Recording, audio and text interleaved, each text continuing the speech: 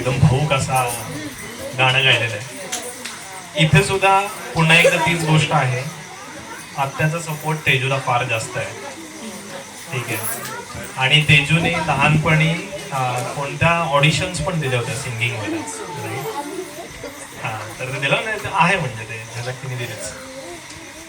पण याच्यामध्ये आता दमलेल्या बाबाची जी काही कहाणी सांगितली गेली इथे, सगळ्यात महत्त्वाचं की अंकल आणि आंटी हे तर आहेतच, पण सगळ्यात जास्त कष्ट घेतलं म्हणजे ते आईनी आणि पप्पांनी. ती लहानपणापासून पुण्यातच होती. ती आईच्या ज्यावेळेस आली त्यावेळेस आपण म्हणतो ना की एखादा गोळा कसा असतो आणि त्याला घडवण्याचं काम काय असतं, कारण की मी पण बघितलेलं ते लहानपणापासून. तर त्याचं सगळं श्रेय माझ्यामध्ये तर मी आईलाच देईल, दुसरं म्हणजे अजिबातच नाही इकडे तिकडे.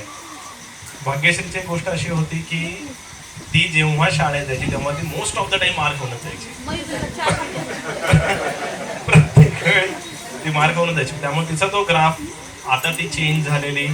आणि तिचा आम्ही एकदा असाच मॉक इंटरव्ह्यू घेतला होता कोरोनामध्ये इथे. तिचे इंटरव्ह्यूज वगैरे चालले होते आणि जेव्हा आम्ही तिचं ते इंग्लिश वगैरे ऐकलं तेव्हा आम्ही शॉक झालो होतो की अरे बापरे हे कधी घडलं.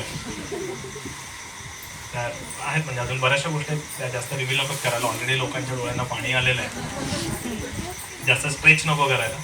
तर तुम्ही गाण्यांमध्ये सुद्धा जर का बघाल तर गाणं जरी इमोशनली सेंटिम करून जर का घेऊन जात असेल तुम्हाला, तरी पण शेवट त्याचा कजरारीने केलेला आहे, राईट. तर तुम्ही लक्षात घ्या की खूप जास्त भाऊक पण होणं गरजेचं नाही. ठीक आहे, एका लिमिट पर्यंत इज ओके. शेवटी आपल्याला मजा करायची आणि जे सत्य आहे ते सत्य आहे, त्याला जावं तर लागणारच आहे. त्यामुळे आपण ऍक्सेप्ट करूनच पुढे चालायचं आहे, राईट. ओके. पल्लवी ताई, तेजू